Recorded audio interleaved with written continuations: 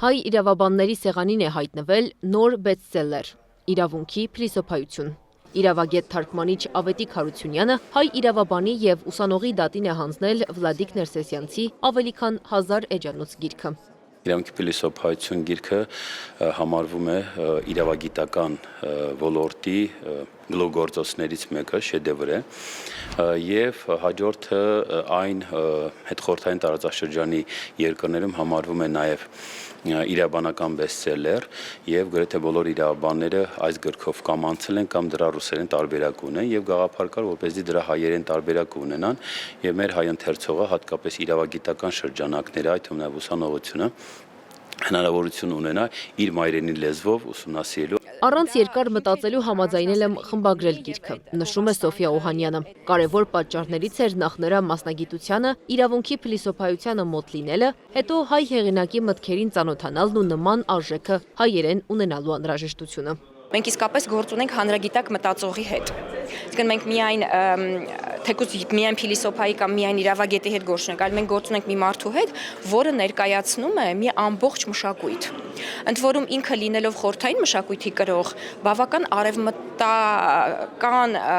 փիլիսոփայական գաղափարներ է, արդիական գաղափարներ է առաջադրում, եւ դա էլ է նպաստում նրա գաղափարների հետաքրքրությանը։ Նման բացառիկ իրավագետի գիրքը հայերեն չունենալն անհանգստացրել էր Հարությունյանին։ Ի վերջո, գիրքը թարգմանվել է Արցախի երիտասարդ գիտնականների և մասնագետների միավորման ջանքերով։ Ի դեպ, Ներսիսյանցը Արցախում է ծնվել, իրավագիտական գործունեություն ծավալել Ռուսաստանում։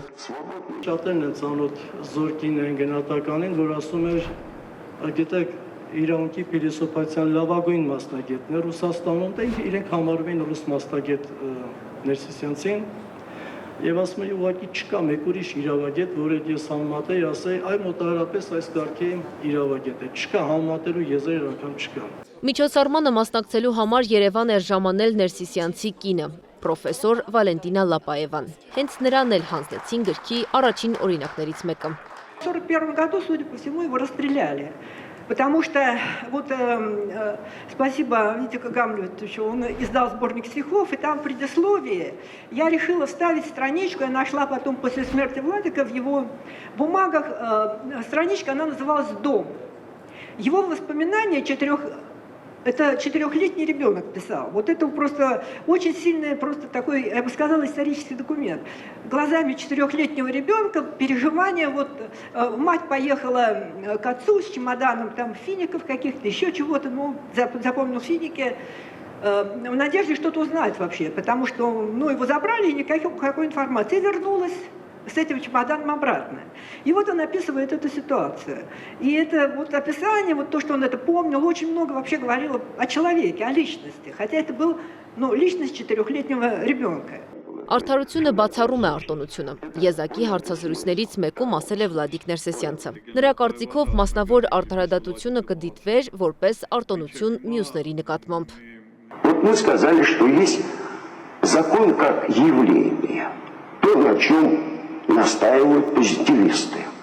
Правильно настаивают на том, что есть правее это. Просто этого недостаточно. Это явление.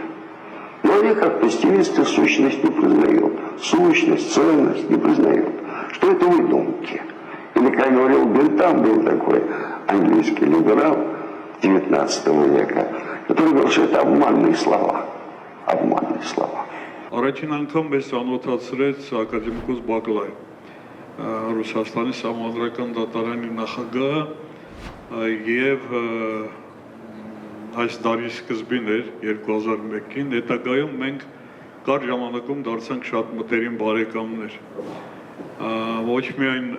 համախոհներ, ինքը քիչ առաջ Տիկին Լապաևան ասեց, որ բավականին ինքնամփոփ էր Վլադիկը եւ շատ չէր սիրում զրուցել, քննարկել, ասվեց, որ եզակի դեպք ա եղել, որ ինտերվյու ա տվել։